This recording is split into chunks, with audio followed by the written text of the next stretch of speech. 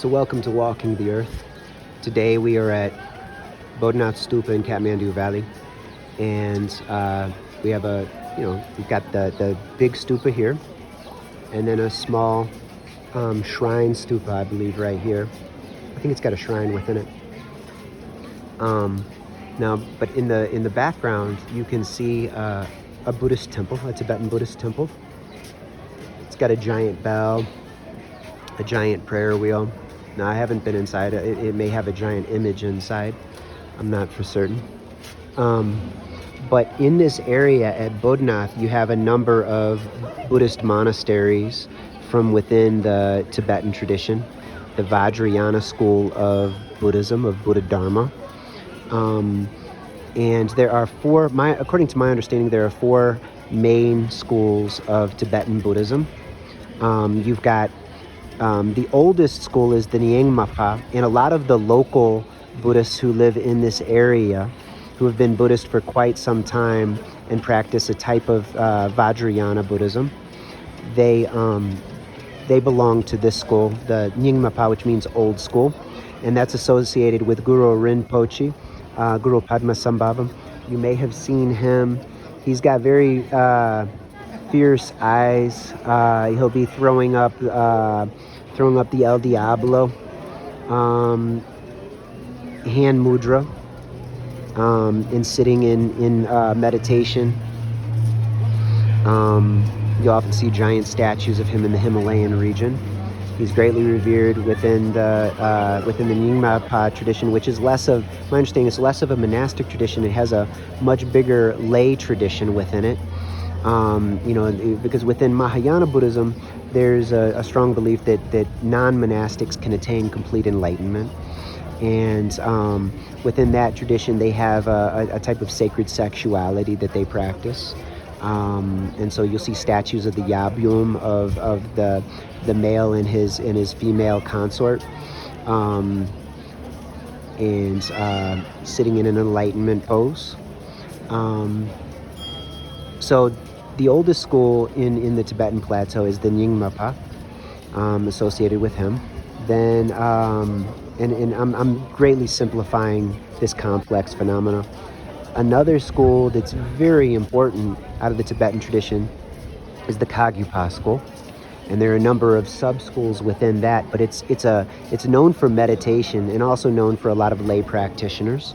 That's associated with the Mahasiddhis. There are 84 enlightened beings that took kind of a crazy wisdom path, an unorthodox, non-traditional path to enlightenment, all throughout India and the Himalayan region, kind of in the last flowering of Buddhism in India, and so over 1,000 years ago. And so you've got so the Kagyupa, they have a lineage. I believe it's like Tilopa, Naropa, Marpa, the translator, and then Milarepa. And Milarepa, you'll notice, you might see him in some pictures. He's got dreadlocks. He will be very, very skinny. He will be sometimes flying through the air. Sometimes he'll have his hand to his ear, listening to a divine sound. He's got a very interesting story. There's actually there was supposed to be a 2-part movie series about him that I saw many years ago, but I only saw the first part. I don't know if they ever made the second part to that series. Let me know if you are aware of it. That was an interesting story. Hopefully I'll discuss him while I'm in Nepal. Do a little bit more research to remember, because I've forgotten so many of these things. I haven't studied in 20-something years, maybe 20 years. So the Kagyupa, they're very famous for meditation, especially in caves. Actually, so is the Nyingma Pho. But the Kagyupa, they do very long meditation retreats in the wilderness, in the caves, in the mountains. Then you've got a third school called the Sakyapa. I believe it's related to the gray earth of the area where they had their main monastery in Tibet. Now, the Sakyapa used to be the dominant school within Tibet, and actually I believe were the temporal rulers as well as the spiritual rulers. And they have a lot of similarities, as far as I'm aware, with the Yellow Hat school that then superseded them. That's the Gelugpa school. That's the school of the Dalai Lama, and that tends to be the school that most people around the world would know of or recognize. Um, Now, among the monastics, you will often see them wearing maroon robes. So you can see a. I'm not sure if that's a monk or a nun. There. Well, you've got a monk over on the left, and so they've got like yellowish orange underneath, and then maroon robes on top. Now, the maroon robes, my understanding, is that the maroon robes are from although the Tibetan Buddhists, they are Mahayana, but with a predominance going to the Vajrayana, the tantric aspects, but they are still Mahayanists, and they have a Mahayana kind of understanding or philosophy of all things, and many Mahayana practices that they hold in common with East Asian Mahayana Buddhists in China, Korea, Japan, or in Vietnam. But then you've got their monastic code comes from one of the 17 or 18 original schools of Buddhism, the Sarvastivadins. The Sarvastivadins, my understanding is that they had a prevalence up in around Takshila and in Afghanistan and in the Eastern Persian Buddhist lands, many areas of what's now Pakistan, Kashmir. So the Sarvastivadins, they were a different early school from the Theravada. They had much in common with them, but some significant differences. We have their original canon of the Tipitaka, as far as I'm aware, that was translated from Sanskrit into Chinese and preserved in China and then passed on into Korea and Japan and preserved in those places. And so it's very important for scholars to compare between the three baskets of the Theravada and the Sarvastivadins. So there is a monastic code that the Tibetans follow. Correct me if I'm off in making mistakes in any way here. Like I said, it's I'm going on memory. I haven't read about these things in many years, and I'm still learning. And every tradition of humanity is a vast ocean, and very, very challenging to get our heads wrapped around, let alone trying to study comparatively. But anyway, I believe they call the canon of the three baskets, from the Sarvastivadins, the Agamas. And in the Agamas, the three baskets would include the sutras, or include the sayings of the Buddha, the stories of the historic Buddha. It would include the monastic code, and then what's called the Abhidhamma, which is like kind of mind philosophy. It's like a Buddhist psychology that's rooted in meditational experience. Now, it's often said to be from the historical Buddha, but many scholars say that it was actually compiled afterward based on kind of extending and expanding his words and his discourses and meditative experience. It's very fascinating.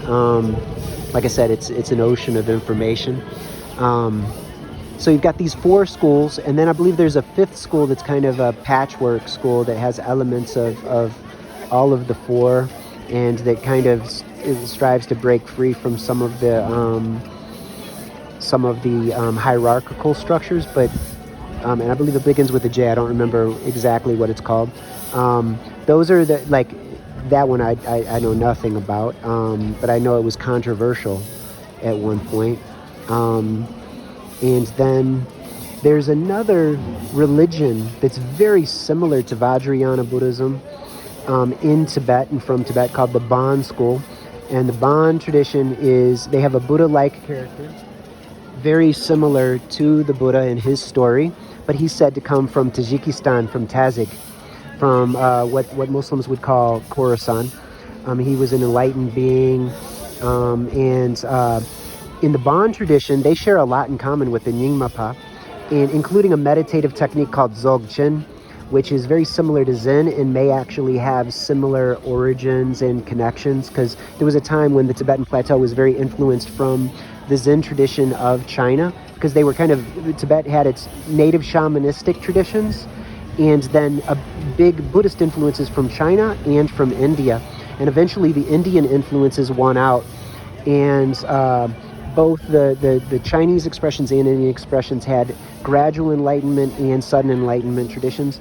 Now, and while gradualism is still acknowledged within, where you study for many years, you study the, scriptures and do many different rituals and practices and tons of prostrations. There's always been a desire for people to really move for sudden enlightenment. And so you find, I believe that in the Kagyupa tradition, they practice what's called Mahamudra, which also has a sudden enlightenment expression. I'm not knowledgeable about either of those schools at all. I'd like to better understand comparative contemplation moving forward. But it's very interesting. All the different contemplation traditions that we have, like for instance, in the Southern Buddhist school, they tend to do close-eyed meditation for deep absorption and contemplation, and then and then in a lot of the other schools of Buddhism, it's open-eyed meditation, similar to the way that Muslims in prayer are doing open-eyed salah. I'm not certain if there is a distinction among the Sufis, if some of the Sufis, when they practice various forms of contemplation like dhikr, if they're doing an open-eyed or closed-eyed, depending on the school. That would be something I'd like to know about. Like I said, I'm very interested in comparative contemplation, so if you happen to have insights into these things, or could direct my attention to where I might find some interesting information, please let me know. So I just wanted to give you a quick little overview of what I know about the four main schools of Buddhism out of Tibet, and a little bit about the Bon tradition. The Bon, by the way, they do things, some of the things are done opposite of the Vajrayana Buddhists. So when they make Kora, when they circumambulate sacred objects, they go the opposite direction. They go counterclockwise, just like the Muslims do. So that's very interesting to me. Because there's some interesting connections with ancient Bactria, which includes Tajikistan, and then later becomes known as Khorasan. And this is an interesting area where Zoroastrianism and many ancient traditions related to light mysticism arose and were practiced, and then were kind of passed on in various ways into Tibet. And then, there are fire rituals in Tibet, and in the Vajrayana tradition, you'll find fire rituals passed on from the Vedic tradition, from the Persian traditions, and then you see the fire rituals all the way in Japan, in the Shingon, their Vajrayana tradition, and I'm assuming within the Chinese Vajrayana tradition that preceded it, and influenced it. So anyway, this area that we'll have to look more into, this area of Bactria, Khorasan, and the Buddhist connections and the Zoroastrian connections that later had an impact on some of the Sufi schools, some of the Shia schools, the schools of the Illuminationist school, Suhrawardi, and some other famous mystics. These are things that I would like to know more about. I'm not particularly knowledgeable about at this point. So I'm just going to go ahead and draw this to a close. But I will say that this is the focal point for Tibetans in exile in Nepal. As the CCP took control and exerted their authority within the Tibetan plateau, after World War II, more and more Tibetans started making their way to this area where there were already people related to the Tibetans who were previously from the Tibetan plateau who had come to this area, plus people had done trade here in this area for a long time, and there were many sacred sites to the Tibetans. So many settled in this area, and many also settled over in Himachal Pradesh, in the Indian Himalayas. And so these are both centers of study and learning, not only for Tibetans, but also for people from around the world who are interested in Buddhism, and particularly the Vajrayana expressions. So may peace prevail in the world. Wishing you all well. May all of us come out of our misery and our suffering. May all of us come out of our hellfires and be happy.